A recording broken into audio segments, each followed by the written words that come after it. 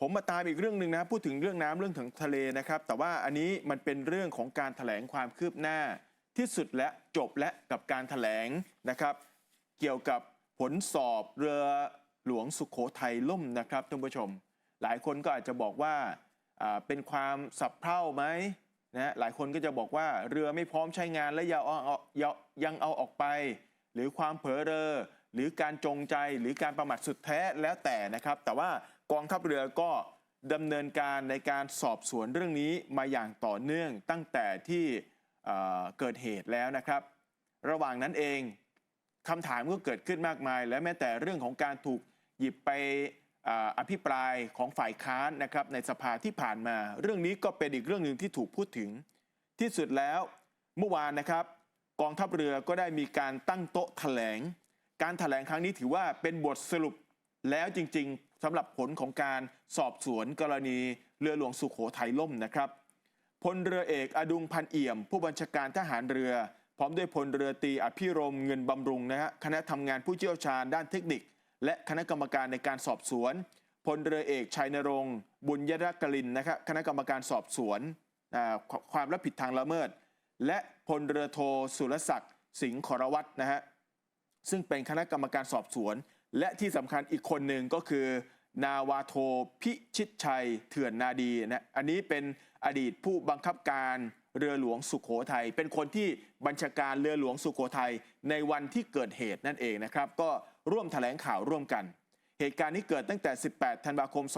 2565ถ้าจำกันได้ครั้งนั้นมีกำลังพลเสียชีวิต24นายและก็สูญหาย5นายนะครับท่านผู้บัญชาการทหารเรือนะบอกว่าเบื้องต้นก็ขอแสดงความเสียใจต่อครอบครัวผู้สูญเสียนะครับตั้งแต่เกิดเหตุกองทัพเรือได้มีการตั้งคณะทำงานสอบสวนข้อเท็จจริง3คณะกองทัพเรือต้องการให้ได้วัตถุพยานจริงนะและตั้งใจที่จะกู้เรือขึ้นมาทั้งลำแต่การกู้เรือความลึก50เมตรกองทัพเรือจึงได้รับคำแนะนำนะฮะจากหลายส่วนเหมือนกันเพราะว่าจะทำอย่างไรกู้มาทั้งลำโดยไม่ให้เกิดความเสียหายใดๆอันนี้เป็นเรื่องสำคัญและความปลอดภัยของทีมกู้เรือด้วยและไม่ให้เกิดความสูญเสียเกิดขึ้นมาซ้ำอีกด้วยแม้แต่คนเดียวข้อจำกัดหลายเรื่องนะครับและที่ผ่านมาก็มีการเปิดประมูลยังไม่มีบริษัทใดเข้าเกณฑ์ที่จะกู้เรือลำนี้ได้ช่วงเวลาที่ผ่านมากองทัพเรือสหรัฐได้มีหนังสือเกี่ยวกับยุทโธปกรณ์ที่ติดอยู่กับเรือมีลักษณะมีการเลือกบริษัทที่กู้เรือได้แล้วนะตอนนี้อยู่ระหว่างนะความเห็นชอบของทางประเทศสหรัฐอเมริกานะครับซึ่งถ้าสหรัฐอเมริกายินดีพร้อมให้ความช่วยเหลือเราก็พร้อมจะเดินหน้าในการกู้เรือโดยตลอดและทางผู้เสียหายหรือกองทัพเรือนะครับจะไม่มีการเสียค่าใช้จ่ายใดๆนะครับดังนั้นกองทัพเรือจึงปรับการกู้เรือร่วมกับทางสหรัฐอเมริกาโดยนะจะต้องมีโทรศัพท์ที่ไม่มีซิมการ์ดจึงไม่มีการปรากฏข้อมูลใดๆจากกล้องวงจรปิดนำในส่วนของการพิสูจน์นะครับหลักฐานนะครับจากการตรวจสอบของตำรวจต่อไปนะอันนี้โดยสรุปท่านผู้บัญชาการทหารเรือก็แจกแจงให้เห็นว่าความยุ่งยากมันเป็นอย่างไรที่ผ่านมาเราดำเนินการอย่างไรและการกู้เอาเรือขึ้นมาเพื่อจะมาสืบสวนสอบสวนหาสาเหตุนี่มันไม่ได้ง่ายๆนะมันไม่ได้ง่ายๆนะครับแต่ที่สุดแล้วในส่วนของการสืบสวนสอบสวนนะครับก็เริ่มตั้งแต่การเปิดวิดีทัศน์ให้ชมนะซึ่งสถานการณ์บนเรือเป็นอย่างไรการติดต่อสื่อสารการช่วยเหลือหลังเรือจมสรุปเกิดจากผลกระทบจากสภาพอากาศมีคลื่นลมที่แปรปรวนรุนแรงคลื่นสูง6เมตรขณะที่เรือหลวงนะสามารถที่จะสู้คลื่นความสูงได้อยู่ที่2เมตร50ทำให้การควบคุมเรือเป็นไปได้ความยากลำบากหลายคนบอกว่าเสื้อชูชีพมีไม่เพียงพอนั้นทำให้กำลังพลหลายคนที่เสียชีวิตเพราะไม่มีเสื้อชูชีพข้อเท็จจริงคือเสื้อชูชีพบนเรือนี่มี120ตัวการออกเรือครั้งนั้นกำลังพลบนเรือมีทั้งสิ้นแค่105นายชูชีพจึงเพียงพอและพบว่ามีการประกาศให้กำลังพลเนี่ยได้มารับเสื้อชูชีพจำนวน3ครั้ง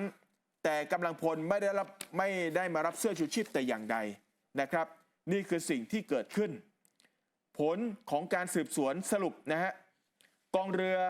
สุโขทัยอับปางนี่ไม่ได้เกิดจากความจงใจของผู้ใดนะครับเป็นจากสภาพอากาศและพยายามอย่างเต็มที่แล้วนะครับทั้งหมดทั้งมวลของการแถลงเมื่อวานที่เราได้ฟังไปแต่ผมอยากจะย้ำว่า ครั้งหนึ่งลูกผู้ชายชาติทหารนะฮะไม่มีใครอยากจะพาเจ้าหน้าที่อยากจะพาผู้บังคับบัญชา ผู้ใต้บังคับบัญชา ลูกน้องที่อยู่ร่วมกันมานี่ไปตาย นาวาโทนะฮะพิชิตชัยเถื่อนนาดีได้เปิดเผยเมื่อวานนี้ผมว่าน้ำตาซึมเลย การตัดสินใจครั้งนั้น และก็การยืดอกรับผิดชอบต้องรักษาความเป็นกองทัพเรือไว้ และท่านตัดสินใจที่จะลาออกจากข้าราชการทหารเรือเลยนะฮะสถานการณ์ที่เกิดขึ้นณช่วงเวลานั้นเรือยังอยู่ในสภาวะปกติไม่มีอาการเอียงสถานการณ์ที่เกิดขึ้นในเรือสามารถควบคุมได้จึงเชื่อว่าสามารถนำเรือกลับได้แต่หลังจากที่ตัดสินใจนำเรือกลับเกิดการแปรปรวนเปลี่ยนแปลงอย่างฉับพลันของสภาพอากาศเลวร้ายกว่าเดิมซึ่งการตัดสินใจของผมอาจเป็นการใช้ดุลยพินิจที่ไม่รอบคอบจนส่งผลต่อการสูญเสียที่เกิดขึ้นดังนั้นผมในฐานะผู้บังคับการเรือจึงขอแสดงความรับผิดชอบต่อเหตุการณ์ดังกล่าวโดยการขอยอมรับโทษตามที่ทัพเรือภาคที่1ได้เสนอและตามที่ผู้บังคับบัญชาระดับสูงจะเห็นควรนอกจากนี้แล้วหลังจากเรื่องทุกอย่างดำเนินการเสร็จสิ้นผมครับนี่นะฮะคือการยืดอกรับผิดชอบและผมขอลาออกนะครับจากเหตุการณ์ครั้งนี้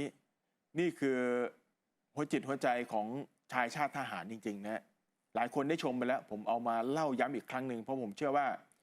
ไม่มีใครอยากให้เหตุการณ์นี้เกิดขึ้นนะครับ